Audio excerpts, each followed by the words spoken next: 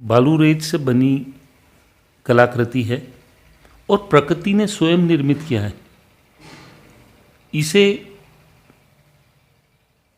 नर्मदा नदी के जो डंपर्स आते हैं संग्रहण के, बालूरेज संग्रहण के, इंदौर में इसे प्राप्त किया गया और ये अम्लेश्वर, जिसे कि हम अम्लीडो कहते हैं, या भूतेश्वर स्वरूप में देखा जा सकता है। ये जो आकृति है भूत के चेहरे को ली हुई है और यहाँ पर स्पष्ट रूप से देखा जा सकता है।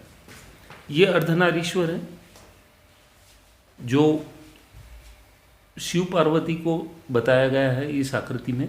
ये भी प्रकृति निर्मित है और अनूठी कलाकृतियाँ हैं ये, और प्रकृति ने स्वयं निर्मित किया है।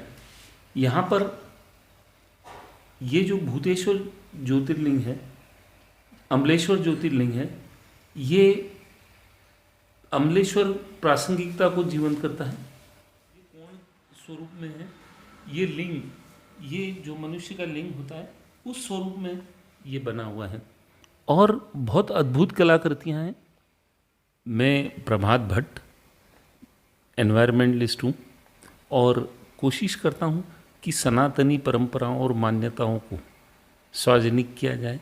आज हमारा सनातन धर्म खतरे में है और जिस तरीके से सनातन पर प्रहार हो रहा है उसमें केंद्र सरकार भी सहयोग दे रही है। अब हमारी जो सबसे बड़ी चुनौतियां हैं कि जो हमारी सनातन की संस्कृति है और जो आकृतियां हैं उनको हम विश्व की पटल पर रखें, और मेरे द्वारा ऐसे कई प्रयास किए जा रहे हैं जिसको कि मैं केंद्र सरकार के समक्ष रख रहा हूँ। आपने जो अभी बताया है, क्या हम इस आकृति को ओंकारेश्वर भूतेश्वर की ज्योतिर्लिंग मान सकते हैं? हाँ, देखिए क्या था कि ये नर्मदा किनारे जो राजा लोग थे, प्राचीन राजा, वो भील समाज के थे और भील समाज इतना शैक्षणिक रूप से वो नहीं था, लेकिन उन्होंने प्राचीन वैदिक परंपराओं और सनातनी अपनी मान्यताओं को जिंदा रखा और उन्होंने इस तरीके की कुछ कलाकृतियाँ सहेजी होंगी। आज हम ये देखते हैं कि ये जो भूतेश्वर अम्लेश्वर के रूप में नज़र आ रहा है, ये जो कलाकृति है, ये कलाकृति खुद प्रकृति ने बनाई है, इसको किसी मानव ने नहीं ढाला है। और जिस स्वरूप में है, भूत स्वरूप में, आज आप देखेंगे इसकी चेहरे की आकृति देखेंगे तो पूरा भूत स्वरूप नज़र आता है। तो जो नर्मदा है उस पर 2 ज्योतिर्लिंग हैं और एक ममलेश्वर करके ज्योतिर्लिंग है जिसको कि अम्लेश्वर कहा गया है।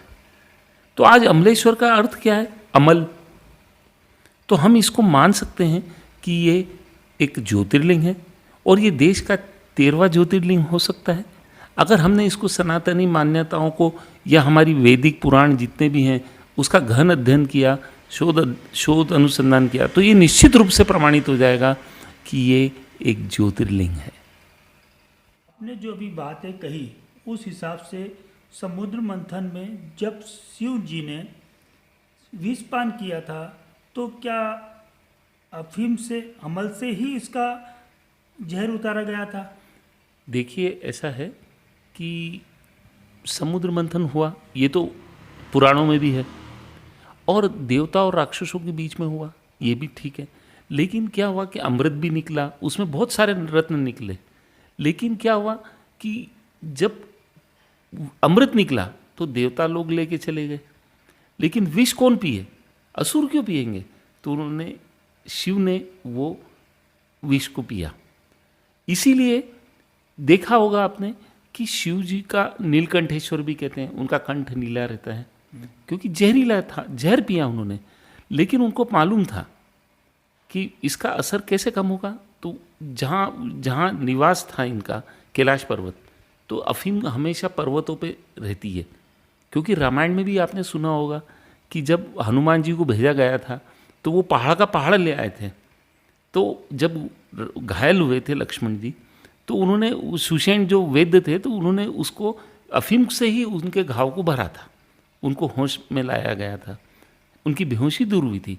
तो ऐसा लगता है हमारे रामायण और हमारी जो शिव पुराण है उससे तो स्पष्ट पुष्टि होती है कि अमल में अफीम पीकर ही शिव जी ने अपना जहर उतारा था समुद्र मंथन का। सनातन मान्यताएं के अनुसार अफीम एक औषधि है, तो सरकार क्यों इसे नशीला पदार्थ मान रही है? देखिए, आज जो हमारे ग्रंथ हैं, जो हमारी सनातनी मान्यता हैं, जो हमारे पुराण हैं, जो पुष्टि कर रहे हैं कि अफीम एक औषधि है, उसके ऊपर सुप्रीम कोर्ट भी मोहर लगा दी। देश की सुप्रीम कोर्ट ने मोहर लगा दी कि ये उल फुजुल आदेश जो भारत सरकार का केंद्रीय वित्त मंत्रालय जारी कर रहा है कि इस डोड़े को जला दो, इसको कर दो, ये नशीला पदार्थ है, जबकि ऐसा कुछ भी नहीं है। वो रासायनिक केमिकलों को भारत में स्थापित करने के लिए उन्होंने एक चीज़ को, देखो ऐसा नियम है, अगर आप किसी चीज़ को बाहर करोगे तो उसके लिए किसी नई चीज़ को ही लाया जाएगा ना। तो ये औषधि प्राकृतिक थी, लेकिन केंद्र सरकार के जो जिम्मेदार अधिकारी हैं वो अंतर्राष्ट्रीय ड्रग माफियाओं से मिले हुए हैं। इसलिए उन्होंने क्या करा कि औषधि, प्राकृतिक औषधि को धीरे धीरे कम करते हुए, कभी लागत का बहाना, कभी किसका बहाना, उन्होंने रासायनिक केमिकलों का बाजार खड़ा कर दिया।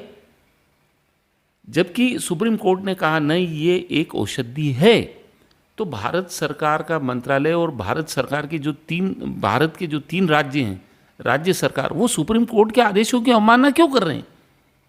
वो किसानों को क्यों गुमराह कर रहे हैं? वो देश को गुमराह क्यों कर रहे हैं? उसका एकमात्र कारण है कि आज हमारे रासायनिक केमिकलों की मांग खड़ी करना है और प्राकृतिक औषधि का जो प्रसाद है, जो एक औषधि प्रसाद है, उसको दफन करना है, उसको अमान्य करना है। जबकि हमारे सब कुछ ग्रंथ कह रहे हैं, हमारी सनातनी प्राचीन वैदिक परंपरा कह रही है कि नहीं, ये एक औषधि है। तो इसको सुप्रीम कोर्ट क्यों नहीं इन पे दंड लगाती है? या फिर ऐसा लगता है सुप्रीम कोर्ट के 6 जज भी ड्रग माफियाओं के सरगना है, वो भी उनसे मिले हुए। अगर उन्होंने, अभी तक हमने इतनी बार शिकायत करी, तो कुछ तो एक्शन लेना चाहिए ना। अगर वो एक्शन नहीं लेते, वो अगर मौन है, तो इसका मतलब हम ये समझें कि सुप्रीम कोर्ट के जो पुराने 6 चीफ जस्टिस हैं 2015 के बाद, जिन्होंने भी स्टे जारी किया, आज तक सुनवाई नहीं हो रही है, पेंडिंग पड़ा हुआ है। और सरकार नई नई बात करती है, नई नई पद्धति लाने की कोशिश करती है, झूठ पर झूठ, कितना झूठ बोलेंगे। भारत में सनातनी जो वो हैं, मान्यताओं को, परंपराओं को निभाने वाले शंकराचार्य हैं, मठ है, हमारे यहाँ बहुत सनातन के 1 से 1 विशेषज्ञ हैं। ठीक है, जब हम कहते हैं कि, आप कहते हो कि भूतेश्वर, तो भूतेश्वर जब ज्योतिर्लिंग है, आप खुद कहते हैं कि शिवलिंग है, ज्योतिर्लिंग है, तो कैसा स्वरूप होगा आपके पास? अगर भारत में अगर किसी आदमी के पास, सनातनी धर्म का पालन करने वाले व्यक्ति के पास, या मठाधीश, जगदीश्वर, जितने भी लोग हैं, शंकराचार्य हैं, अगर उनके पास भूत स्वरूप वाली कोई आकृति हो, लेकिन ये तो पाषाण पर आकृति उकेरी हुई है और प्रकृति ने स्वयं उकेरी है, इसको कौन डिनाय कर सकता है? इसको कौन अमान्य कर सकता है?